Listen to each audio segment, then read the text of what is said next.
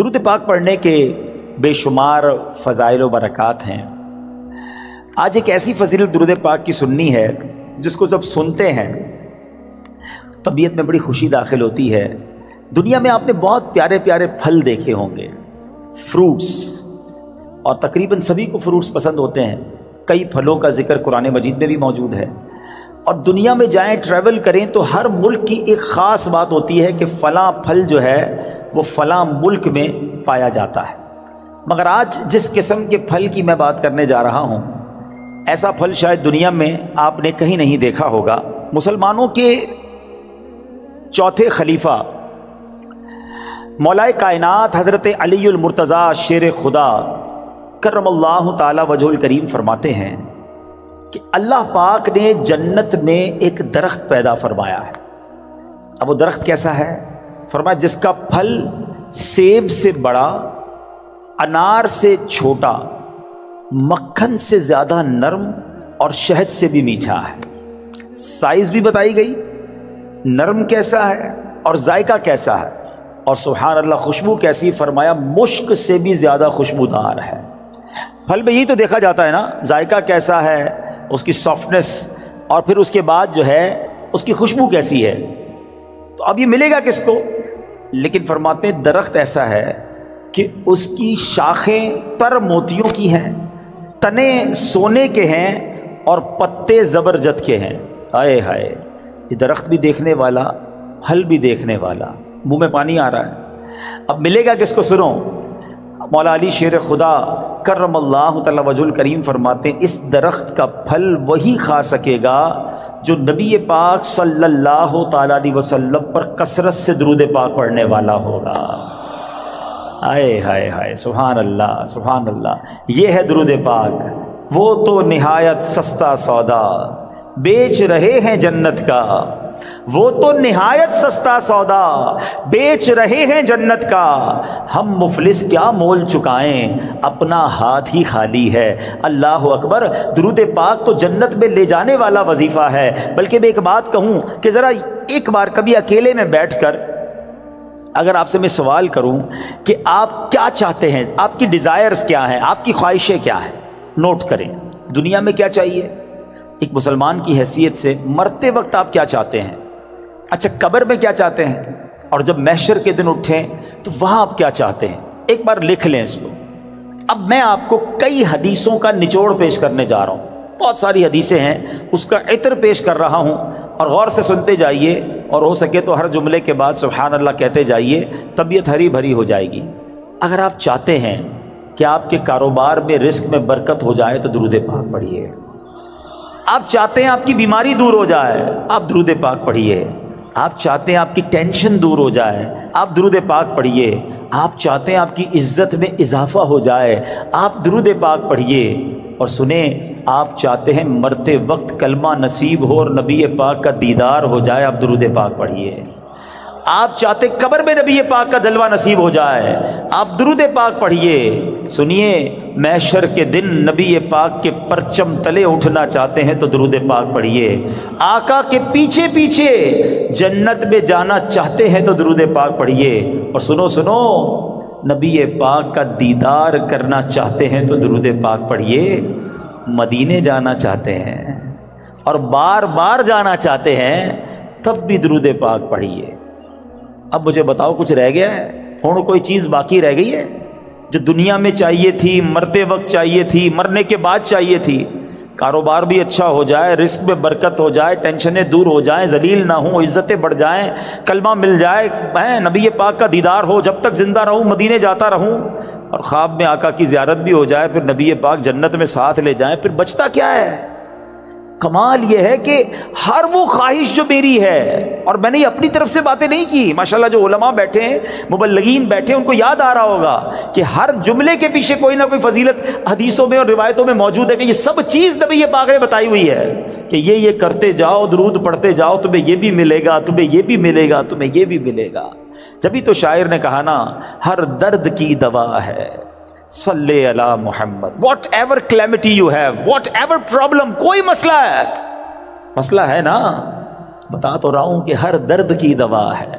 صلی علی محمد، تعویذ ہر بلا ہے صلی علی محمد صلی اللہ علیہ وسلم۔ یعنی ہوا یہ، اس کا نچوڑ یہ، نتیجہ یہ نکلا کہ اگر ہم درود پاک پڑھنے والے بن جائیں اور کثرت سے پڑھنے والے بن جائیں تو پھر مشکل نہیں رہنی ہے انشاءاللہ۔ تو آئیے میں بھی نیت کروں اور آپ بھی نیت کریں۔ بعض اوقات آپ دکان پہ بیٹھے ہوتے ہیں، کاروبار پہ بیٹھے ہوتے ہیں، کوئی کام نہیں ہوتا۔ ہمارا پرابلم ہم یہ ہو گیا ہے، جب کوئی کام نہیں ہے تو ہمارے ہاتھ میں موبائل آ جاتا ہے، اور وہ موبائل اتنا بیزی کر دیتا ہے کہ پتہ ہی نہیں چلتا کہ آدھا گھنٹہ نکل گیا، گھنٹہ نکل گیا، 2 گھنٹے نکل گئے۔ اللہ کرے یہ مائنڈ سیٹ بن جائے کہ یہ وقت بہت قیمتی ہے۔ اگر فارغ بیٹھا ہوں دکان پہ تو میری تسبیح بار آنی چاہیے، موبائل کی جگہ تسبیح بار آنی چاہیے کہ چلو یار 313 بار درود پاک پڑھ لیتا ہوں، 100 بار کلمہ پاک پڑھ لیتا ہوں۔ اچھا موبائل اٹھانا ہی ہے تو یار کوئی کام نہیں تو 10 منٹ میں 12 منٹ میں سورہ یاسین نہ پڑھ، ایک سورہ یاسین پڑھوں گا 10 قرآن کا ثواب مل جائے گا۔ اب سوچیں، کاروباری ہو نا تو بنو نا کاروباری کہ تھوڑی دیر میں کیا کیا کما سکتا ہوں، کتنی فضیلتیں کما سکتا ہوں۔ تو اللہ کرے اپنے وقت کا صحیح استعمال کرنے والے ہم بن جائیں اور میری اور آپ کی زبان ذکر و درود سے تر رہنے لگے۔ اچھا اس کا بینیفٹ یہ بھی ہوگا، آخرت میں تو اجر ملے گا، اللہ کی رحمت سے کاروبار پر بھی برکتیں نازل ہونا شروع ہو جائیں گی۔ واقعہ ہے ایک شرابی کا، اور اس شرابی کی زندگی میں ایک ایسا ٹرننگ پوائنٹ آیا جس نے اس کی زندگی کو بدل کر رکھ دیا اور کہاں پہنچا دیا۔ بہت امیزنگ اسٹوری ہے۔ ماجرا یہ تھا کہ وہ شرابی شراب کے نشے میں دھت کہیں جا رہا تھا، راستے میں ایک کاغذ پر نظر پڑی۔ ماشاءاللہ یہاں قرآن پڑھنے والے، پڑھانے والے، اپنی دکانوں پر بھی ماشاءاللہ مدرسہ لگانے والے موجود ہیں۔ تو آج قرآن پاک کی صرف ایک آیت کی فضیلت کی میں نے بات کرنی ہے۔ پورے قرآن کی شان تو نرالی ہے، ایک آیت میں کیا کچھ ہے اس سے اندازہ ہوگا کہ پھر رب کے کلام میں کتنی عظمتیں ہیں۔ تو وہ جو شراب کے نشے میں دھت جا رہے تھے، انہوں نے دیکھا کہ ایک کاغذ کا ٹکڑا پڑا ہے اور اس پر بسم اللہ الرحمن الرحیم لکھا ہوا ہے۔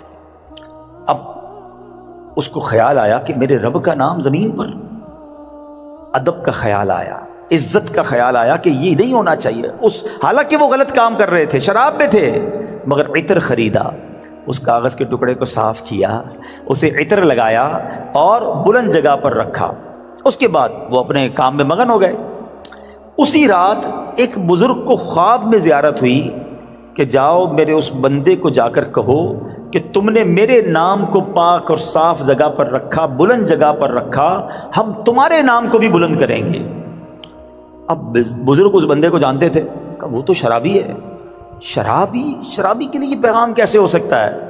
تو کہتے لگتا ہے خواب میں کوئی غلط فہمی ہوئی، دوبارہ سو گئے، دوبارہ سوئے تو پھر دوسری بار یہی پیغام، پھر سوچا نہیں اس بندے کے لیے پیغام نہیں ہو سکتا، تیسری بار خواب میں یہی پیغام دیا گیا۔ اب وہ بزرگ تلاش کرنے نکلے کہ وہ کدھر ہے شراب پینے والا۔ ڈھونڈتے ڈھونڈتے جب پتہ چلا اس وقت بھی وہ شراب کی محفل میں ہی بیٹھے ہوئے تھے۔ آواز دی کہ باہر آئیے، وہ تو شراب کے نشے میں مست، تو کسی کو بھیجا کہ جاؤ کہو تمہارے لیے پیغام آیا ہے۔ کہ میرے لیے کون پیغام لایا ہے؟ بہرحال پوچھو کس کا پیغام لائے ہو؟ جو بزرگ شراب خانے کے باہر کھڑے تھے نا، کہ اندر جا کر اسے بتا دو اللہ کا پیغام لایا۔ اب جب یہ سننا تھا تو جھرجھری سی آ گئی، کھڑے ہوئے باہر آئے، اور جب یہ بات بزرگ نے بتائی کہ مجھے تو نہیں پتا تم نے کیا کیا ہے، 3 بار خواب میں مجھے یہ کہا گیا ہے کہ تمہیں بتا دوں، تم نے رب کے نام کو جو تعظیم کی ہے، بسم اللہ الرحمن الرحیم کو معطر کیا، اسے بلند جگہ پر رکھا ہے، مجھے یہ پیغام ملا ہے کہ تمہیں بھی تمہارے نام کو بلندی دی جائے گی، تمہیں عزت اور مرتبہ دیا جائے گا۔ جب یہ سنا کہ میں شراب کے نشے میں دھت اور میرا رب مجھ پہ اتنا مہربان، اس بندے نے توبہ کی، اللہ سے معافی مانگی اور عبادتوں میں لگ گئے۔ اے میرے پیارے اسلامی بھائیوں، یہ انقلاب جو شراب کے نشے میں دھت شخصیت کو اللہ کا ولی بنا گیا، یہ کون تھے؟ یہ کوئی اور نہیں، حضرت بشر حافی رحمت اللہ تعالی علیہ تھے۔ یہ زمانے کے ولی بنے۔ حافی کہتے ہیں ننگے پیر رہنے والے کو۔ آپ معرفت الہی اور اللہ کی یاد میں اتنے گم رہنے لگے کہ آپ چپل ہی نہیں پہنتے تھے، اور کتابوں میں لکھا کہ جب تک حضرت بشر حافی اس شہر میں رہے کوئی بھی چوپایا جو ہے نا راستے میں گندگی نہیں کرتا تھا، اس ادب کے ساتھ کہ کہیں بشر حافی کے پیر گندے نہ ہو جائیں۔ اور کتابوں میں آتا ہے کہ ایک بار کسی نے دیکھا کہ چوپائے نے گندگی کر دی ہے تو اس کے مالک نے سمجھ لیا کہ ہو نہ ہو بشر حافی کا انتقال ہو گیا ہے، اور جب معلوم کیا گیا تو ایسا ہی تھا کہ جب وہ زمانے سے وہ دنیا سے چلے گئے پھر چوپایوں نے راستے کے اندر گندگی کرنا شروع کی۔ یعنی جو اللہ کا ادب کرتا ہے، اللہ کے نام کی تعظیم کرتا ہے، اللہ کی مخلوق جو ہے وہ اس کی تعظیم کرنے لگ جاتی ہے۔ سبحان اللہ۔ تو اے میرے پیارے اسلامی بھائیوں، ادب جو ہے نا وہ بڑی کمال کی شے ہے۔ داتا حضور کی کشف المحجوب پڑھیں تو اس شاندار انداز سے آپ ادب کا درس دیتے ہیں، اور یاد رکھیے اسلام میں ادب کا جو ہے نا بہت زیادہ درس ہے۔ آپ سنیے گا، کشف المحجوب شریف کا ایک باب ہے جس کا نام ہے کشف حجاب، یعنی آداب کا بیان۔ اس باب میں داتا گنج بخش علی حجویری رحمۃ اللہ تعالی علیہ نے بنیادی طور پر 3 چیزیں ذکر فرمائی۔ نمبر 1 ادب کسے کہتے ہیں، نمبر 2 ادب کی قسمیں کتنی ہیں، اس کی کیٹیگریز کیا کیا ہیں، اور نمبر 3 مختلف آداب زندگی اس میں بیان کیے گئے۔ اور سبحان اللہ، داتا گنج بخش جو ہے ادب کی اہمیت بیان کرتے ہوئے فرماتے ہیں کہ ہر شخص کے لیے اس کے مقام کے مطابق علیحدہ آداب ہیں۔ مروت، سنت اور عزت کی حفاظت ادب ہی کے ذریعے ہوتی ہے۔ اور پھر آپ نے قرآن پاک کی آیت جو ہمیں درس دیتی ہے آپ نے وہاں پر تحریر فرمائی۔ سبحان اللہ، اللہ قرآن میں کیا فرماتا ہے، یا ایھا الذین آمنوا قوا انفسکم واہلیکم نارا وقودھا الناس والحجارہ۔ اللہ قرآن میں فرماتا ہے اے ایمان والو اپنی جانوں اور اپنے گھر والوں کو اس آگ سے بچاؤ جس کے ایندھن آدمی اور پتھر ہیں۔ اب بچانے کا طریقہ کیا ہے؟ صحابی رسول سلطان المفسرین حضرت عبداللہ ابن عباس رضی اللہ تعالیٰ عنہ اس آیت کریمہ کی تفسیر میں فرماتے ہیں ای فقہوہم وادبوہم، یعنی اے ایمان والو تم پر لازم ہے کہ خود کو بھی اور اپنے اہل خانہ یعنی اپنی فیملی کو بھی جہنم کی آگ سے بچاؤ۔ مگر یہ ہوگا کیسے؟ تم کس طرح خود کو اور اہل خانہ کو آگ سے بچا سکتے ہو؟ اس کا طریقہ یہ ہے فقہوہم، خود بھی علم دین سیکھو، دین کی علم حاصل کرو، اپنی فیملی کو اپنے بچوں کو بھی دین کی سمجھ عطا کرو۔ ادبوہم، خود بھی ادب یعنی مینر سیکھو اور اپنی فیملی کو اپنے بچوں کو بھی آداب سکھاؤ، اور یہ ہے طریقہ جہنم کی آگ سے بچنے کا۔ تو پتہ چلا کہ ادب کا کتنا بڑا مقام ہے۔ مسلمانوں کی پیاری امی جان حضرت عائشہ صدیقہ طیبہ طاہرہ رضی اللہ تعالی عنہا سے روایت ہے، اللہ پاک کے آخری نبی مکی مدنی رسول ہاشمی صلی اللہ تعالی علیہ وسلم نے فرمایا بچے کا اپنے باپ پر حق ہے کہ وہ اس کا اچھا نام رکھے اور اچھے آداب سکھائے۔ بادب بانصیب، ہمیشہ یاد رکھیں، بادب بانصیب اور بے ادب بد نصیب۔ اور مفسرین کرام سبحان اللہ ہماری تربیت فرماتے ہیں کہ اللہ پاک نے حضرت موسیٰ علیہ السلام جب کوہ طور پر آئے تھے، حاضر ہوئے تھے، تو کیا فرمایا؟ اللہ نے قرآن میں حضرت موسیٰ سے کیا فرمایا؟ بے شک میں تیرا رب ہوں تو تو اپنے جوتے اتار ڈال، بے شک تو پاک جنگل طوا میں ہے۔ اس کی تفسیر میں مفسرین نے لکھا کہ اللہ پاک نے جو حضرت موسیٰ علیہ السلام کو جوتے اتارنے کا حکم دیا، اس کی وجہ یہ تھی کہ بادشاہوں کے دربار میں جوتے اتار کر حاضر ہونا یہ ادب کا انداز ہے، اور خدا تو احکم الحاکمین ہے۔ تو حضرت موسیٰ اللہ کی بارگاہ میں وادی طوا میں جا رہے ہیں، لہذا حکم ہوا کہ اے موسیٰ اپنے رب کریم اور اس بابرکت وادی کے ادب میں نالین شریف اتار دیجئے۔ تو پتہ چلا ادب کا درس اللہ کریم کی طرف سے قرآن پاک میں جا بجا موجود ہے۔ اور سنیے حضرت جلال بصری رحمۃ اللہ تعالی علیہ فرماتے ہیں ایمان کا تقاضا یہ ہے کہ بندہ شریعت پر عمل کرے، لہذا جو شریعت نہیں جانتا وہ کامل ایمان والا نہیں، اور شریعت ادب سکھاتی ہے، تو جو ادب نہیں جانتا حضرت امام عشق و محبت کیا فرماتے ہیں؟ لا دین لمن لا ادب لا، حضرت کہتے ہیں اس کا دین ہی نہیں ہے جس میں ادب نہیں ہے۔ تو یاد رکھیے با ادب با نصیب، بے ادب بد نصیب۔ اچھا پھر پرابلم یہ ہے ادب جو ہے نا وہ صحبت سے بھی آتا ہے۔ बाअदब लोगों के साथ आप बैठें, आपको उनको बुजुर्गों में अदब करना नजर आएगा। औलिया की अदब की बात करेंगे, जब सहाबा और अहले बैत की बात करेंगे तो जबान से बड़े अदब वाले अल्फाज निकलेंगे। मगर आज प्रॉब्लम यह है कि बेअदबों से दोस्ती, बेअदबों की बातें सुनते सुनते जबान भी बेअदब हो जाती है। तो ऐ मेरे प्यारे इस्लामी भाइयों, आज सैयदी आला हजरत का ये पैगाम ले जाओ, ला दीन लिमन ला अदब ला। उसका दीन ही कंप्लीट नहीं होता है जिसके अंदर अदब नहीं होता है। और यही दर्स दाता हुजूर दाता गंजबख्श अली हजवेरी रहमतुल्लाहि ताला अलैह का है। हम सब ने ये नियत करनी है कि हमें सोहबत भी इख्तियार करनी है, माहौल भी इख्तियार करना है, दोस्ती भी करनी है तो अदब वालों के साथ करनी है, इश्क वालों के साथ करनी है, जो औलिया का अदब करें, जो सहाबा का अदब करें, जो अहले बैत का अदब करें, जो अंबिया का अदब करें, और जो हमारे आका जनाब रसूलुल्लाह सल्लल्लाहु ताला अलैहि वसल्लम का दिलो जान से अदब करें। तो बहरहाल इस एक वाक़ये में जहां अदब का दर्स मिला, हजरत बिश्र हाफी को मकाम कैसे मिल गया? बज़ाहिर कौन सी नमाज थी, कौन सा सजदा था, कौन सा सदका था? अदब ने जमाने का वली बना दिया। और बेअदबी जो है ना, वो बंदे को तख्त से तख्ते पर ले आती है, सब बर्बाद हो जाता है। इब्लीस शैतान इबादत गुजार था ना, मुअल्लिमुल मलकूत था, फरिश्तों का उस्ताद था, जन्नत का खजानची था। बेअदबी की ना, हजरत आदम अलैहिस्सलाम को सजदा नहीं किया, बल्कि बड़े जिसको कहना कि तकब्बुराना अंदाज में कहा कि मैं क्यों सजदा करूं, अना खैरुम मिन, ए अल्लाह मैं इससे बेहतर हूं, खलक़तनी मिन नार व खलक़तहू मिन तीन, तूने मुझे नार से आग से बनाया, इनको मिट्टी से बनाया है। बेअदबी, एक बेअदबी ने अज़ाज़ील को, फरिश्तों के उस्ताद को इब्लीस बना दिया, मरदूद करार दे दिया गया। आज मैं और आप सोचें कि अगर हमारी ज़बान में अदब नहीं है, हमारे अंदाज में अदब नहीं है, तो हम कहीं मारे ना जाएं। और अदब की तालीम हमें अपने बच्चों को देनी है, अपनी फैमिली को देनी है। तो एक पहला दर्स आज के बयान से अदब का लेके जाना है। और सुभान अल्लाह, ए अहले सुन्नत वालों, तुम्हें मुबारक हो, तुम्हें कमाल का मसलक और कमाल की कहते हैं ना मनहज मिला है, खूबसूरत रास्ता मिला है, दीन का क्या खूबसूरत हिस्सा मिला है कि जब भी आप आशिकाने अहले बैत से, अहले सुन्नत वालों से मिलते हैं ना, सुभान अल्लाह, वो सहाबा से भी प्यार करते नजर आएंगे, वो अहले बैत से भी प्यार करते नजर आएंगे, वो औलिया से भी मोहब्बत की बात करेंगे। कुछ लोग किसी के पास जाओ, सहाबा की बात करते हैं, अहले बैत की बात नहीं करते। कुछ अहले बैत की बात करें तो सहाबा की बात नहीं करते। अहले सुन्नत वालों, तुम्हारा बेड़ा पार है। और क्यों ना इन हस्तियों से हम प्यार करें, क्योंकि ये रास्ता तो नबी पाक ने हमें दिखाया है। सुभान अल्लाह, मेरे आका नबी पाक अलैहिस्सलाम अपने सहाबा के बारे में क्या फरमाते हैं? फरमाते अस्हाबी कन नुजूम फबिअय्यिहिम इक्तदैतुम इह्तदैतुम, मेरे सहाबा सितारों की मानिंद हैं, लाइक स्टार्स, किसी की भी पैरवी कर लो तुम हिदायत पा जाओगे।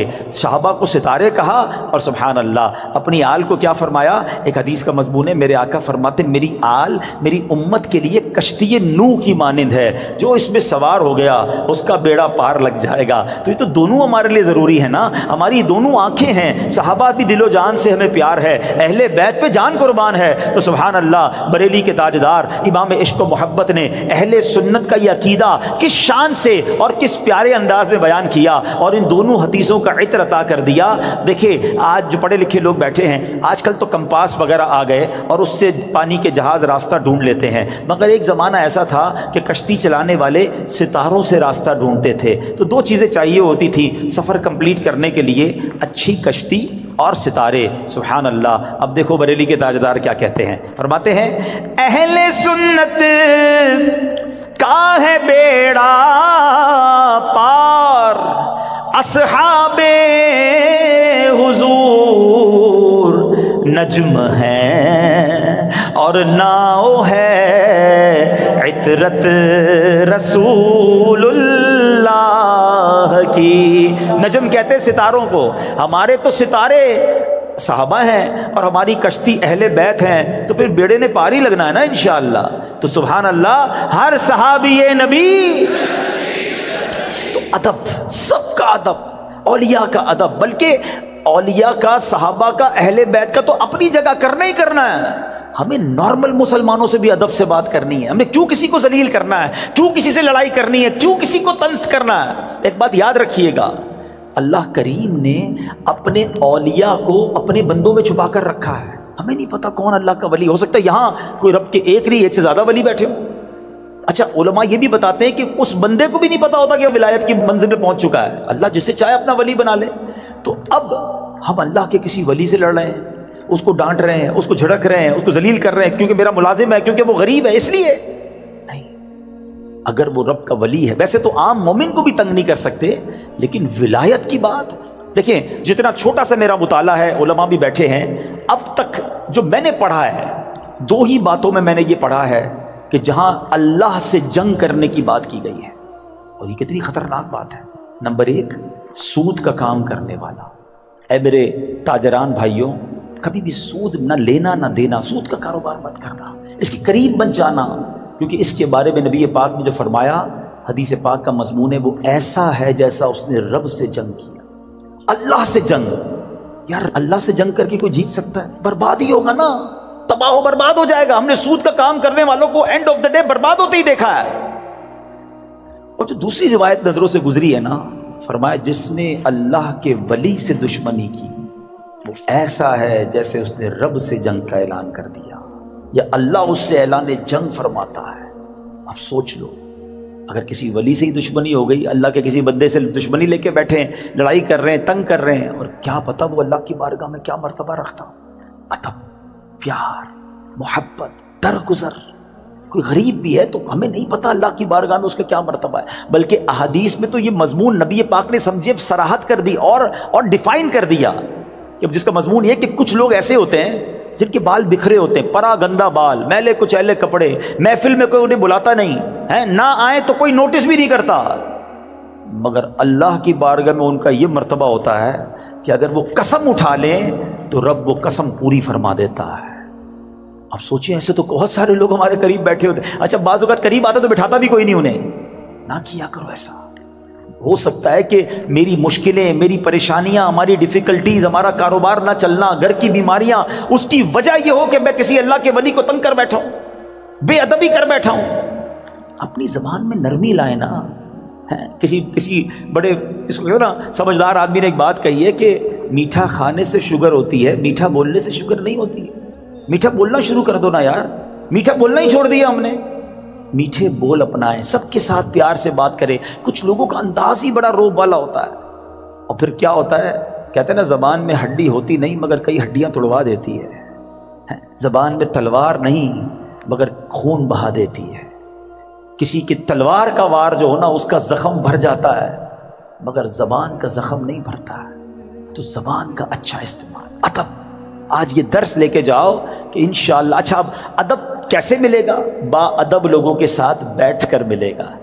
تو الحمدللہ دعوت اسلامی کا ماحول جہاں آپ کو ادب ہی سکھایا جاتا ہے. بچوں سے بھی شفقت کرنی ہے, بڑوں سے بھی پیار سے بات کرنی ہے, بزرگوں سے کیسے بات کرنی ہے, اولیاء, صحابہ, اہل بیت, ازواج مطہرات, امہات المومنین, ادب ہی کی بات آپ کو ملے گی. بے ادبی کا اسٹائل ہے ہی نہیں. تو یہاں رہو, انشاءاللہ با ادب بن جائیں گے. ہم اللہ سے دعا کرتے ہیں, نبی پاک کی بارگاہ میں التجا کرتے ہیں کہ حضور ہمیں اپنے با ادب غلاموں میں ہی شامل رکھیے گا. بڑا پیارا شعر ہے نا کلام کا, محفوظ شاہ رکھنا صدا بے ادبوں سے, محفوظ شاہ رکھنا صدا بے ادبوں سے, اور مجھ سے بھی سر زد نہ کبھی بے ادبی. تو انشاءاللہ با ادب رہیں گے انشاءاللہ. اب دوسرا درس اس واقعے سے کیا ملتا ہے؟ سبحان اللہ, بسم اللہ الرحمن الرحیم. ایک آیت, اس کا کمال ہی اور ہے, اس کے راز ہی اور ہیں, اس کے اسرار ہی اور ہیں. قرآن پاک کی تو شان ہی نرالی ہے, مگر آج فقط کچھ باتیں میں آپ کو اللہ کے اس مبارک کلام کی اس ایک آیت کے رموز, اسرار, سیکرٹس, فضائل سنے تو عقل حیران ہو جاتی ہے. سبحان اللہ. بے ایمانوں کو ایمان دینے والی یہ آیت ہے. ذرا واقعہ سنیے گا. ایک یہودی تھا, نان مسلم, ایک یہودن پر عاشق ہو گیا, اور عشق مجازی کا اس پر ایسا غلبہ ہوا کہ یہ مجنون جیسا ہو گیا. نہ کھانے پینے کا ہوش تھا، نہ آرام کرتا تھا، بڑا پریشان۔ اس زمانے میں اللہ کے ایک ولی تھے حضرت عطا رحمۃ اللہ تعالی علیہ، ان کے پاس آیا اور کہا کہ حضور میں بہت پریشان ہوں، وہ فلاں سے عشق ہو گیا ہے، چین ہی نہیں آتا۔ آپ اللہ والے تھے، آپ نے ایک کاغذ کے ٹکڑے پر بسم اللہ الرحمن الرحیم لکھا اور کہا یہ کھا جاؤ۔ اس نے وہ کاغذ کا ٹکڑا نگل لیا کہ شاید میرا کام بچ جائے گا۔ سچی بات ہے، اس کا کام بن گیا۔ ہوا یہ کہ جیسے ہی اس نے کاغذ کو نکلا نا، اس کے دل کی دنیا ہی بدل گئی، ایمان کی مٹھاس ملنے لگی اور اس کے دل میں نور ظاہر ہو گیا۔ عورت کے عشق کو چھوڑا اور کہتا حضور بس اب مجھے کچھ اور نہیں چاہیے، جس رب کا نام اندر گیا ہے اب کلمہ پڑھائیے، مجھے مسلمان کر دیجئے۔ صرف بسم اللہ الرحمن الرحیم کاغذ پہ لکھا ہوا پیٹ میں جاتا ہے۔ اب اس یہودن کو پتہ چل گیا کہ میرا عاشق تو مسلمان ہو گیا ہے۔ وہ بھی حضرت کی بارگاہ میں آئی اور کہا کہ میں ہی وہ عورت ہوں کہ جس کے عشق میں وہ مبتلا تھا، وہ مسلمان ہو گیا ہے۔ اب مجھے خواب میں روزانہ کوئی کہنے والا کہتا ہے کہ اگر تجھے جنت میں اپنا ٹھکانہ دیکھنا ہے نا تو جا اور حضرت عطا کے پاس جا، تجھے اپنا جنت میں ٹھکانہ دکھائیں گے۔ تو حضرت میں آپ کے پاس آئی ہوں، بتائیے جنت کہاں ہے؟ حضرت عطا نے کہا کہ جنت کا ارادہ ہے تو پہلے تجھے اس کا دروازہ کھولنا پڑے گا نا، جنت میں جانا ہے تو ڈور اوپن کر۔ تو وہ کہتی جنت کا دروازہ میں کیسے کھولوں؟ فرمایا بسم اللہ الرحمن الرحیم پڑھ۔ آپ نے فرمایا جنت کا دروازہ کھولنا ہے نا، بسم اللہ الرحمن الرحیم پڑھ۔ جیسے ہی اس نے بسم اللہ الرحمن الرحیم پڑھا، دل میں نور بڑھنے لگ گیا۔ کہتی حضور بس اب مجھے اسلام میں داخل کیجئے۔ اس نے کلمہ پڑھا اور بسم اللہ شریف کی برکت سے وہ بھی مسلمان ہو گئی۔ اسی رات جب وہ نو مسلم خاتون جو ہے رات کو سوئی تو خواب میں جنت میں داخل ہوئی، خوبصورت محل دیکھا، گنبد دیکھے، ایک گنبد پر لکھا تھا بسم اللہ الرحمن الرحیم لا الہ الا اللہ محمد الرسول اللہ۔ عورت نے یہ الفاظ پڑھے تو کسی پکارنے والے نے کہا اے پڑھنے والی، اللہ پاک نے یہ سب تجھے عطا فرما دیا ہے۔ آئے ہائے ہائے، بسم اللہ کی برکت ہے، ہم نے پائی جنت ہے، کتنی اچھی قسمت ہے، یہ سب رب کی رحمت ہے۔ تو بسم اللہ الرحمن الرحیم کی تو کیا ہی بات ہے۔ پیارے اسلامی بھائیوں، ایک پوری آیت، یہ یاد رہے، شاید بہت سارے لوگوں کو پتہ نہیں ہوتا کہ دو صورتوں کے درمیان فاصلے کے لیے بسم اللہ الرحمن الرحیم کو اتارا گیا، اور یہ آیت قرآن پاک میں ایک جگہ قرآن کا حصہ بھی ہے، پارہ 19 سورہ نمل، اور یہ آیت کا حصہ ہے، اور اس کے معنی کیا ہے؟ اللہ کے نام سے ہے جو نہایت مہربان رحم والا۔ اچھا، اس کی فضائل کیسے کہ صحابی رسول حضرت جابر بن عبداللہ رضی اللہ تعالیٰ عنہ فرماتے ہیں کہ جب بسم اللہ شریف نازل ہوئی نا تو بادل مشرق کی طرف دوڑے، بادل مشرق کی سمت دوڑے، ہوائیں رک گئیں، سمندر کو جوش آ گیا، چوپایوں نے غور سے سننے کے لیے اپنے کان لگا دیے، اور شیطانوں کو آسمان سے پتھر مارے گئے، اور اللہ پاک نے فرمایا مجھے میری عزت و جلال کی قسم، جس چیز پر بسم اللہ الرحمن الرحیم پڑھی گئی میں اس میں برکت دوں گا۔ کاروباری لوگ بیٹھے، برکت چاہیے نا، کاروبار میں، رزق میں، معاملات میں بسم اللہ کو تھام لو۔ سبحان اللہ، آپ کو اندازہ ہے کہ بسم اللہ الرحمن الرحیم میں جامعیت کتنی ہے؟ سنتے جائیے۔ اللہ پاک نے بعض انبیاء کرام پر مختلف کتابیں اور صحائف نازل فرمائے جن کی تعداد 104 ہے، ٹھیک ہے؟ ان میں سے 60 صحیفے حضرت شعیب علیہ السلام پر، 30 صحیفے حضرت ابراہیم علیہ السلام پر، 10 حضرت موسیٰ علیہ السلام پر تورات شریف اترنے سے پہلے نازل ہو گئے تھے۔ پھر 4 بڑی کتابیں ہیں، تورات شریف، زبور شریف، انجیل مقدس اور قرآن مجید، ٹھیک ہے؟ اچھا، ان تمام صحیفوں کے مضامین قرآن پاک میں ہیں۔ قرآن پاک کے سارے مضمون، سورہ سارا مضمون بسم اللہ الرحمن الرحیم میں ہے۔ اور سنو، بسم اللہ الرحمن الرحیم کا سارا مضمون بسم اللہ کے حرف با میں موجود ہے، اور اس کے معنی کیا ہے؟ بی کان ما کان و بی یکون ما یکون، یعنی جو کچھ بھی ہے مجھ یعنی اللہ پاک ہی سے ہے، اور جو کچھ ہوگا مجھ یعنی اللہ پاک سے ہی ہوگا۔ اللہ اکبر، یہ کمال ہے بسم اللہ الرحمن الرحیم کا کہ تمام صحیفوں اور قرآن مجید کا نچوڑ اس کے اندر موجود ہے۔ اور سبحان اللہ، بسم اللہ کے فضائل کتنے! امام فخر الدین رازی رحمۃ اللہ تعالی فرماتے ہیں بسم اللہ الرحمن الرحیم کے 19 حروف ہیں، ٹھیک ہے؟ اور دوزخ پر عذاب دینے والے فرشتے بھی 19 ہیں۔ تو آپ فرماتے ہیں کہ امید ہے ایک ایک حرف کی برکت سے ایک ایک فرشتے کا عذاب دور ہو جائے گا، بسم اللہ پڑھتے رہا کرو۔ اچھا آپ فرماتے ہیں دن میں کتنے گھنٹے؟ دن رات میں 24 گھنٹے ہیں۔ فرماتے 5 گھنٹے 5 نمازوں میں گھیر لیے، 19 گھنٹوں کے لیے بسم اللہ الرحمن الرحیم کے 19 حروف عطا فرمائے۔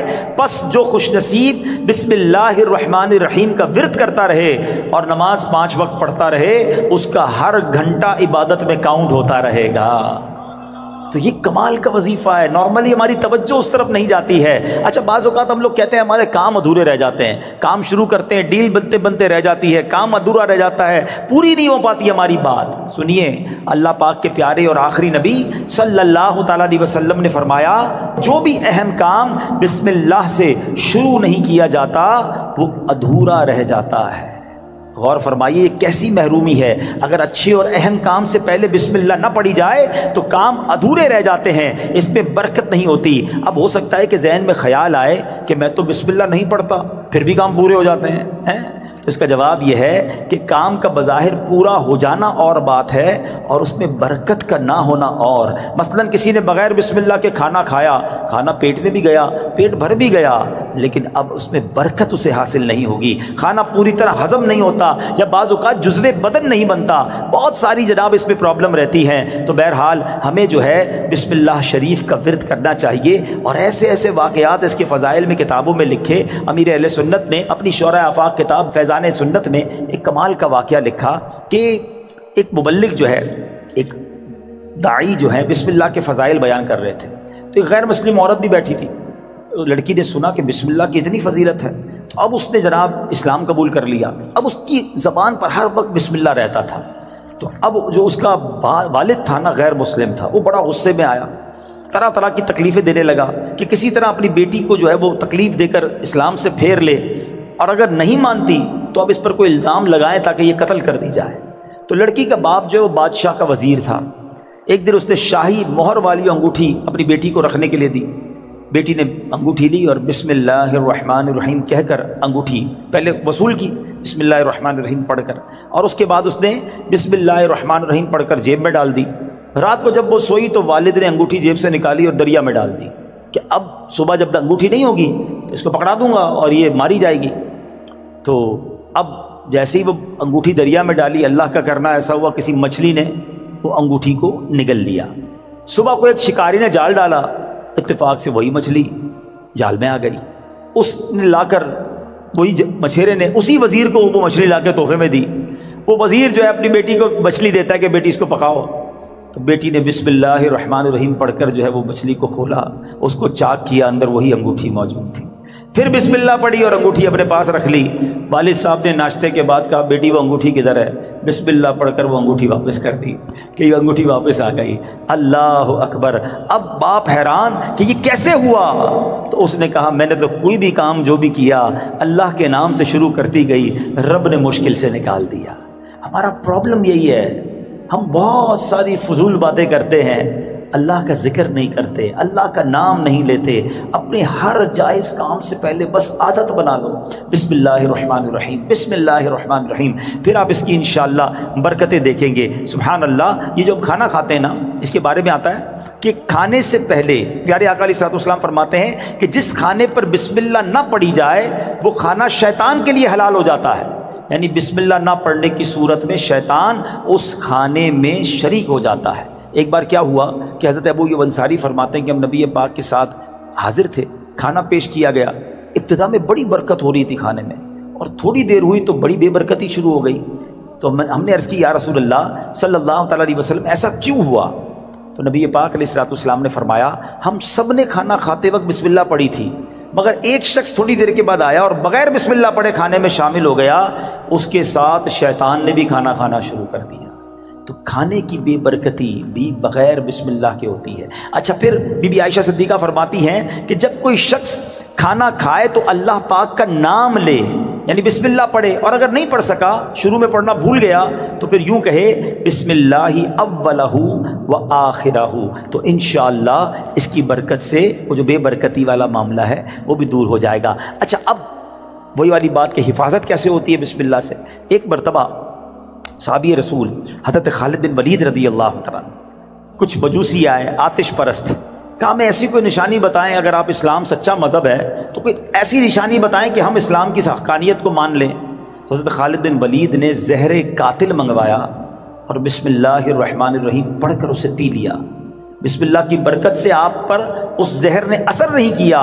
یہ منظر دیکھ کر وہ آگ کی پوجا کرنے والے پکار اٹھے کہ سبحان اللہ، دین اسلام حق ہے، اللہ اکبر۔ وہ یقین تھا نا، اللہ کے ولی صحابی رسول ہیں، بسم اللہ پڑھ کر زہر پی لیا کہ اللہ کے نام سے پی رہا ہوں تو رب حفاظت کرے گا۔ وہ توکل کا لیول تھا کہ زہر نے اثر نہیں کیا۔ تو اے میرے پیارے اسلامی بھائیوں، یہ شان ہے بسم اللہ کی۔ اچھا، صرف کھانے پینے سے پہلے نہیں، ہر کام سے پہلے بسم اللہ پڑھیں۔ اب آپ وضو کر رہے ہیں نا، دیکھیں کتنے ثواب ملٹی پلائی ہو جاتا ہے۔ حضرت ابو ہریرہ رضی اللہ تعالیٰ عنہ راوی ہیں، اور نبی پاک صلی اللہ تعالیٰ علیہ وسلم نے فرمایا، اے ابو ہریرہ، جب تم وضو کرو تو بسم اللہ والحمدللہ پڑھ لیا کرو۔ جب تک تمہارا وضو باقی رہے گا اس وقت تک فرشتے تمہارے نامہ اعمال میں نیکیاں لکھتے رہیں گے۔ ہم تو وضو کرتے ہیں، نماز پڑھ لیتے ہیں، لیکن جتنی دیر وضو رہے گا پڑھنا کیا ہے؟ ذرا دوہرا بھی لے میرے ساتھ، بسم اللہ والحمدللہ، بسم اللہ والحمدللہ، بسم اللہ والحمدللہ۔ اچھا، تفسیر نعیمی میں ایک اور جگہ کہاں بسم اللہ پڑھنا ہے، کہتے جو شخص کسی جانور پر سوار ہوتے وقت بسم اللہ اور الحمدللہ پڑھ لے تو اس جانور کے ہر قدم پر اس سوار کے حق میں ایک نیکی لکھی جاتی رہے گی۔ آپ جانور پر سواری نہیں کرتے، گاڑی میں بیٹھتے ہوئے پڑھ لیں بسم اللہ اور الحمدللہ، پھر پوری دعا بھی پڑھ لیں سبحان الذی سخر لنا، اگر وہ یاد ہے، نہیں تو کم از کم بسم اللہ اور الحمدللہ ضرور پڑھ لے۔ اسی طرح جو کشتی میں سوار ہوتے وقت بسم اللہ اور الحمدللہ پڑھ لے، جب تک وہ اس میں سوار رہے گا اس کے لیے نیکیاں لکھی جاتی رہیں گی۔ ثواب کا میٹر ہے مگر ہم پڑھتے نہیں ہیں۔ اگر یہی ہمیں کوئی کہے کہ جناب آپ اپنی گاڑی میں بیٹھے اور بسم اللہ اور الحمدللہ پڑھ لیں، آپ آج کا پیٹرول فری ہو جائے گا، تو بندہ پھر بغیر بسم اللہ الحمدللہ پڑھے گا تو کبھی بھی نہیں بیٹھے گا۔ وہ چاہیے دنیا کا نفع بتاؤ مولوی صاحب، میں آپ کو آخرت کا نفع، نیکیوں کا نفع، ہر قدم پر ثواب کی آپ کو بشارتیں سنا رہا ہوں، تو پلیز اس وظیفے کو تھام لیجئے۔ اور ایک اور بات، اپنے بچوں کو بھی بسم اللہ کی عادت ڈالیں، یہ اللہ کو اتنا پسند ہے۔ آئے ہائے، ذرا واقعہ سنیے گا۔ حضرت عیسیٰ علیہ السلام جو ہے ایک قبر کے پاس سے گزرے، آپ اللہ کے نبی تھے، اللہ نے ایسی نگاہ دی تھی کہ آپ نے دیکھ لیا کہ قبر میں عذاب ہو رہا ہے۔ کچھ عرصے کے بعد آپ پھر وہاں سے گزرے تو قبر میں جو ہے وہ نور کی کرنیں ہیں، عذاب دور ہو گیا۔ تو آپ نے اللہ کی بارگاہ میں عرض کی کہ مولا، یہ پہلے عذاب اور اب اس کی قبر میں عذاب دور ہو گیا، نور برس رہا ہے، اس کا راز کیا ہے، سیکرٹ کیا ہے؟ سنو ذرا، اے وہ خوش نصیبوں جو اپنے بچوں کو قرآن پڑھاتے ہو، اے وہ خوش نصیبوں جن کے بچے حافظ بن رہے ہیں، اے وہ اسلامی بھائیوں تمہیں مبارک ہو جو بچے کو دین سکھاتے ہو۔ باپ گناہ گار، قبر میں عذاب ہو رہا تھا، اللہ کی طرف سے ارشاد ہوا کہ ابھی انتقال کیا نا اس بندے نے، بڑا گناہ گار تھا، اس کی وجہ سے عذاب ہو رہا تھا، لیکن جب اس کا انتقال ہوا اس وقت اس کی وائف جو تھی پریگننٹ تھی، امید سے تھی، اس کے انتقال کے بعد لڑکا پیدا ہوا۔ کچھ عرصے کے بعد یہ لڑکا اتنا بڑا ہو گیا کہ اس کی ماں نے اسے مدرسے بھیجا، مکتب بھیجا، استاد نے بچے کو بسم اللہ پڑھائی۔ اے موسیٰ، مجھے حیا آئی، مجھے شرم آئی کہ میں اس شخص کو زمین کے اندر عذاب دوں جس کا بچہ زمین کے اوپر مجھے رحمان اور رحیم کے نام سے پکار رہا ہے۔ ہائے ہائے ہائے، میرا بچہ قرآن پڑھے اور میری قبر میں رحمتوں کی برسات ہو جائے، اور مجھے کیا چاہیے؟ خدا را اپنے بچوں کو قرآن پڑھاؤ۔ ہم لوگ آج لگ گئے، دوڑ میں لگ گئے، جناب فلاں یونیورسٹی، فلاں کالج، فلاں ڈگری، فلاں پی ایچ ڈی، فلاں software. We are not against, ہم دعوت اسلامی والے دنیا کی پڑھائی کے خلاف نہیں ہیں، لیکن دنیا کے پیچھے اتنا تو مت بھاگو نا کہ ہم اپنے دین کو ہی بھول جائیں، ہمارے بچوں کو قرآن ہی نہ آئے، ہمارے بچے حدیث ہی نہ جانے، ادب ہی نہ جانے۔ آج جناب بہت زیادہ ہم آگے دنیا کی طرف چلے گئے۔ میں 2-3 ایگزامپل دیتا ہوں، اگر آپ کو لگتا ہے ایسا نہیں ہے تو کبھی گھر میں ڈنر پر بیٹھے ہوں، بچے ساتھ ہوں، فیملی ساتھ ہوں، ایک چھوٹا سا ٹیسٹ لو نا اپنے بچوں اور فیملی کا۔ چلو بچوں آج ایک چھوٹا سا ایک ٹیسٹ لیتے ہیں، وہ انٹرسٹ بھی لیں گے، بیٹا جاؤ کاپی پینسل لے کر آ جاؤ، ٹھیک ہے؟ ان کو کہیں بیٹا پہلے صفحے پہ لکھو کہ تمہیں کتنے کرکٹرز کے نام یاد ہیں۔ تو ہو سکتا ہے کسی کا بیٹا یہ بھی کہے کہ ابا جان صرف نام لکھنے ہیں، آگے ریکارڈ بھی لکھنے ہیں، وہ بھی یاد ہوتے ہیں، ٹھیک ہے؟ اچھا بیٹا اگلے صفحے پہ لکھو کہ مزید کتنے اداکاروں کے نام یاد ہیں، معاذ اللہ، تو شاید 2-3 صفحے بھر دیے جائیں گے، گلوکاروں کے نام، سیاستدانوں کے نام، 4-5 صفحے بھر گئے ہوں گے۔ اب پوچھنا بتاؤ کتنے نبیوں کے نام یاد ہیں؟ کتنے صحابہ کے نام اگلے صفحے پہ لکھو، اس کے اگلے صفحے پہ بیٹا لکھو کتنے ولیوں کے نام یاد ہیں۔ چھوٹا سا ٹیسٹ آپ کو بتا دے گا ہم کدھر جا رہے ہیں، ہمارے بچے کدھر جا رہے ہیں۔ ایک بات یاد رکھنا، میرا بیٹا میرے مرنے کے بعد گوگل، یاہو، فیس بک، واٹس ایپ، ٹویٹر، انسٹاگرام کھول کر ایصال ثواب نہیں کرے گا۔ اگر اسے قرآن پڑھنا آتا ہوگا تو وہ مجھے ایصال ثواب کرے گا۔ اپنے بچے کو قرآن سکھائیے، قرآن کی تعلیم دیجیے۔ اور پھر سبحان اللہ، کچھ لوگ کیا کرتے ہیں، اپنے بچوں کو دین سے دور کرتے ہیں، اور تھوڑے دنوں بعد جب بچہ جوان ہوتا ہے تو سر پکڑ کے رو رہے ہوتے ہیں کہ بچہ میرا ادب نہیں کر رہا، بچہ جناب بڑا عجیب عجیب باتیں کرنے لگ گیا۔ ہمارے پاس آتے لوگ، ہم پتہ غلطی کرتے ہیں۔ واللہ آپ اپنے بچے کو دین کے حوالے کر دو، جب وہ دین پڑھے گا تو دین اس بچے کو آپ کے حوالے کر دے گا۔ قرآن کہے گا ماں باپ کا ادب کرو، یعنی اف نہ کہنا۔ نبی پاک کی حدیث پڑھے گا تو وہاں سکھایا جائے گا کہ محبت سے اپنے ماں باپ کو دیکھو گے تو جنت کا ثواب ہے۔ ارے وہ اونچی آواز میں آپ سے بات نہیں کرے گا کہ ماں باپ ناراض ہو گئے، تو نبی پاک نے فرمایا جس کے ماں باپ راضی اس سے اس کا رب راضی، جس سے ماں باپ ناراض اس سے اس کا رب ناراض۔ تو پتہ یہ چلا بچہ دیندار بن گیا تو انشاءاللہ میرا بھی با ادب بن جائے گا، بچہ میرا بھی فرما بردار بن جائے گا۔ اگر میں نے اپنے بچے کو دین سے دور کیا تو کبھی وہ میرے ہی آگے کھڑا ہو جائے گا۔ دنیا میں ایک دستور سا بن گیا ہے، سب کے لیے نہیں کہتا مگر میجورٹی ایسا دیکھا گیا کہ جب بچہ دنیا میں ترقی کرتا ہے نا تو ماں باپ کو ڈر لگتا ہے کہ کہیں بچے کو برا نہ لگ جائے، بڑا افسر ہے، بڑا جناب نام والا ہے، بڑی ڈگری والا ہے، سب کے لیے نہیں کہہ رہا ہے۔ ماں باپ ڈرتے ہوئے بات کرتے ہیں کہ جناب برا نہ لگ جائے۔ اور جب بچہ دین میں بڑا ہو جاتا ہے نا، عالم بن جائے، مفتی بن جائے، تو اب اس عالم اور اس مفتی کو ڈر لگتا ہے کہ کہیں میرے ماں باپ ناراض نہ ہو جائے۔ یہ فرق سمجھو۔ تو اپنے بچے کو قرآن پڑھائیے، دین سکھائیے۔ یہ بچہ آپ کا نیک بن گیا نا، خدا نہ خواستہ اگر میرے گناہوں کی سبب اگر کوئی گڑبڑ قبر میں ہو بھی گئی نا تو نیک اولاد کی دعا، نیک اولاد کا عمل جو ہے وہ انشاءاللہ مغفرت کا ذریعہ بن جائے گا۔ تو اپنی اولاد کو اپنے لیے ہمیں صدقہ جاریہ بنانا ہے۔ سبحان اللہ، مولا علی شیر خدا نے ایک بڑا پیارا وظیفہ دیا، اور شاید اب جو میں وظیفہ بتانے جا رہا ہوں جتنے لوگ یہاں موجود ہیں سب کو اس وظیفے کی ضرورت ہے۔ مولا علی شیر خدا کرم اللہ تعالی وجہ الکریم سے بیسیکلی تو یہ روایت ہے، وظیفہ تو نبی پاک علیہ الصلوۃ والسلام نے عطا فرمایا۔ آقا فرماتے اے علی میں تمہیں ایسے کلمات نہ بتا دوں جنہیں تم مصیبت کے وقت پڑھ لو؟ عرض کیا حضور ضرور، ارشاد فرمائے میری جان آپ پر قربان، تمام اچھائیاں ہم نے آپ ہی سے تو سیکھی ہیں۔ پیارے آقا علیہ الصلوۃ والسلام نے فرمایا جب تم کسی مشکل میں پھنس جاؤ اس طرح پڑھو، بسم اللہ الرحمن الرحیم ولا حول ولا قوت الا باللہ العلی العظیم۔ پس اللہ پاک اس کی برکت سے جن بلاؤں کو چاہے گا دور فرما دے گا۔ اچھا، اس وظیفے کو میں نے بھی کئی بار ٹرائی کیا ہے۔ میں نے الحمدللہ پہلے امیر اہل سنت کو دیکھا، مثال کے طور پہ آپ کہیں پھنس گئے، آپ کا ٹریفک میں گاڑی پھنس گئی ہے، گاڑی خراب ہو گئی ہے، فلائٹ کا ٹائم ہو گیا ہے، ٹرین کا ٹائم ہو گیا ہے، اور آپ کو لگتا ہے اب نہیں پہنچ سکیں گے، یا کسی بھی مشکل میں آپ پھنس گئے ہیں، آپ بسم اللہ الرحمن الرحیم ولا حول ولا قوت الا باللہ العلی العظیم، پھر آپ دیکھیں مشکلیں کیسے آسان ہوتی ہے۔ اب مثال کے طور پہ کوئی چیز گم ہو جائے، قرضہ آ جائے، کاروبار میں کوئی نقصان ہونے لگے، کوئی چیز میں گڑبڑ ہو جائے، کسی بھی پریشانی میں ہیں، آپ یہ وظیفہ یاد کر لو، ذرا مل کے دہرا لو، بسم اللہ الرحمن الرحیم،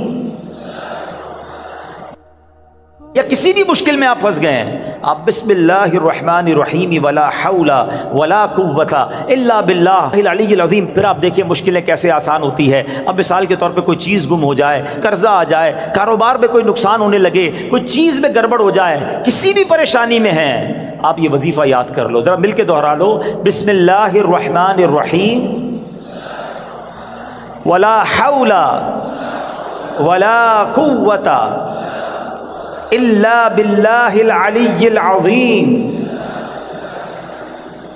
تو یہ بڑے کمال کا وظیفہ ہے۔ ہاں اچھا، اب بیماری کے بہت ساری بیماریوں کا علاج ہے، آخری بیان کے اینڈ میں ایک دو باتیں تاکہ تعویذ وظیفہ بھی مل جائے، آپ کو فائدہ رہے گا۔ ایک شخص کو بخار آ گیا تو حضرت شیخ فقی ولی عمر بن سعید رحمۃ اللہ تعالی کی ان کی عیادت کے لیے آئے، جاتے ہوئے ایک تعویذ عنایت فرمایا کہ آپ کھول کر مت دیکھنا۔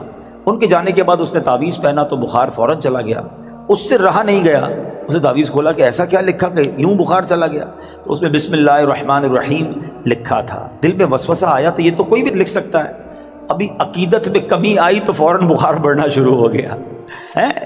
ٹیسٹ کرتے نا لوگ، اللہ والوں کا بھی ٹیسٹ کرتے ہیں، ایسے بھی لوگ ہیں۔ ابھی اس نے سوچنا شروع کیا تو بخار بڑھ گیا، پھر حضرت کی بارگاہ میں دوڑا گیا کہ حضور معاف کر دیں، میں نے تو جو ہے وہ تعویذ کھول دیا تھا، تو آپ تو اللہ والے تھے، آپ نے دوبارہ تعویذ لکھ کر دیا۔ اس کے ہاتھ جیسے ہی اس کو باندھا تو پھر اس کا بخار چلا گیا۔